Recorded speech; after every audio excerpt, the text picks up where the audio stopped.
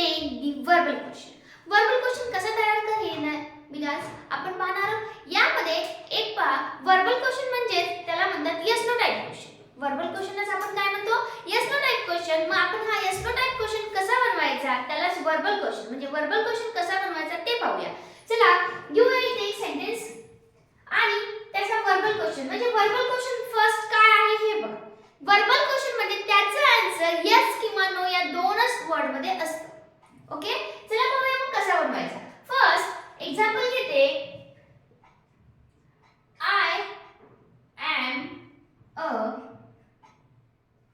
I am a teacher. Okay I am teacher। आता याचा verbal question बनवा म्हणून जर सांगितलं तर काय करायचं आपल्याला माहिती आहे हा काय आहे सब्जेक्ट हा काय आहे हेल्पिंग वर्ब परत याच्यामध्ये वर्ब आले का नाही हेल्पिंग वर्ब आले। Okay I am a teacher। आता आपल्याला काय करायचं हेल्पिंग वर्ब सांगितले मी हे हेल्पिंग वर्ब आहे ते फर्स्ट घ्यायचं am ओके देन मग काय करायचं बाकीचं जे आहे मग आता हे झालं घ्यायचं आपलं राहिलं काय I a teacher हे ऍज इट इज घेऊन घ्या।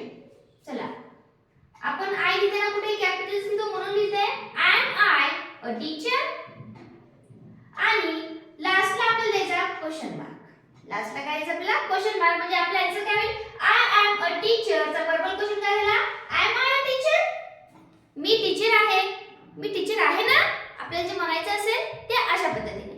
चला नेक्स्ट घेऊया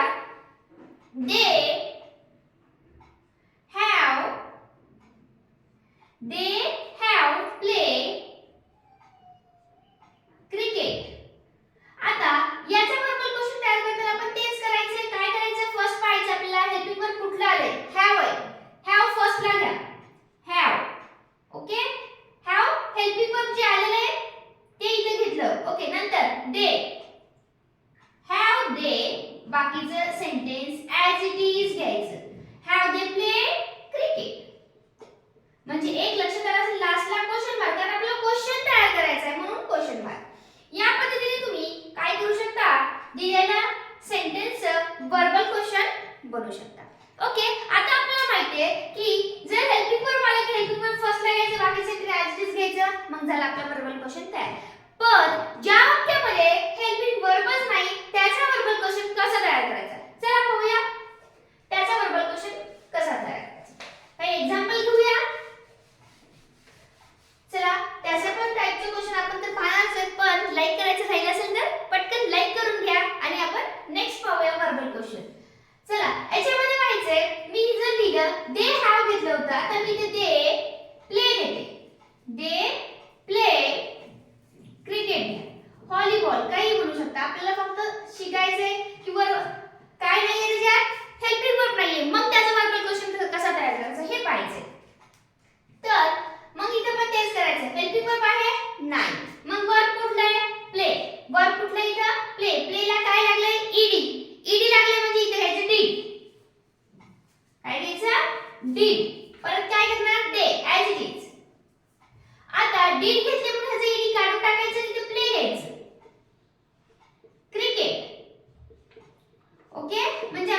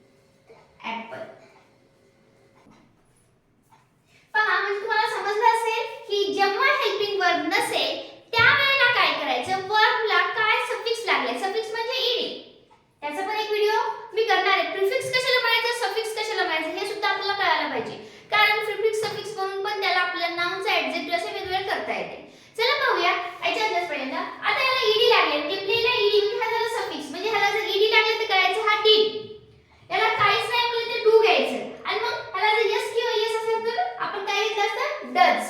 ओके, म्हणजे तुम्हाला समजले असेल जर हेल्पिंग वर्ब नसेल आणि वर्बला प्रत्यय असेल ईडी, यस किंवा प्रत्यय नसेल आणि हेल्पिंग वर्ब पण नसेल तर तेव्हा आपण काय करायचं, टू डू ची रूपे वापरायची. डू, डिड, डज हे वापरून आपण वर्बल क्वेश्चन तयार करू शकतो. मी तुम्हाला शॉर्ट मध्ये लिहून देते की कधी कुठलं वापरायचं. ओके, म्हणजे तुम्हाला कुठल्याही प्रकारच्या सेंटेन्सचा वर्बल क्वेश्चन तयार करता येईल. चला, जर वर्बला ईडी लागलेला असेल किंवा वर्ब थर्ड फॉर्म मध्ये असेल तर त्याला काय लावायचं, डिड लावायचं. वर्बल क्वेश्चन तयार करताना काय करायचं, डिड ने सुरू करायचं.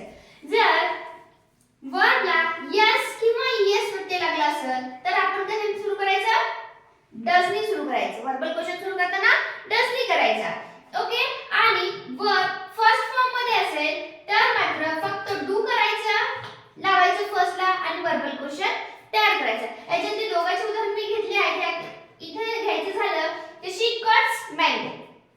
शी कट्स मँगो. मग कट्स ला यस लावलंय, मग तिथं काय येणार, कारण हेल्पिंग वर्ब दिलं नाही, शी इज कटिंग म्हणलं नाही, शी कट्स मँगो म्हणलं, मग तिथं काय येणार आहे, शी कट्स मँगो.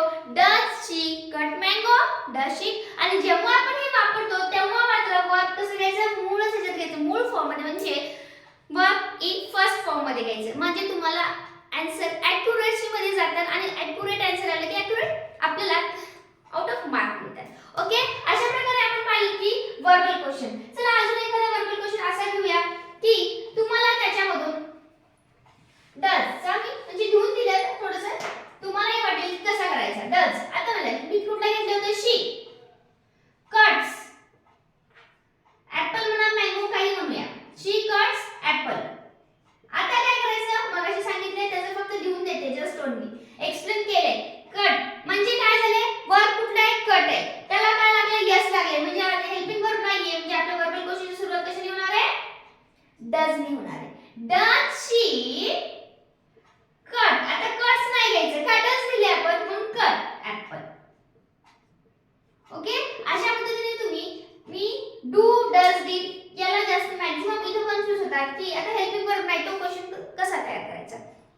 त्यावेळेस मात्र हेल्पिंग वर्ब साठी काय वापरायचं तुम्हाला, जेव्हा वर्बल क्वेश्चन तयार करायचं तेव्हा हेल्पिंग वर्ब जर नसेल तर टू डू ची रूपे वापरायची. कुठले, डू, डिड, डज हे वापरायचे. ते कुठलं कधी वापरायचं हे तुम्हाला व्यवस्थित एक्सप्लेन केलं आहे.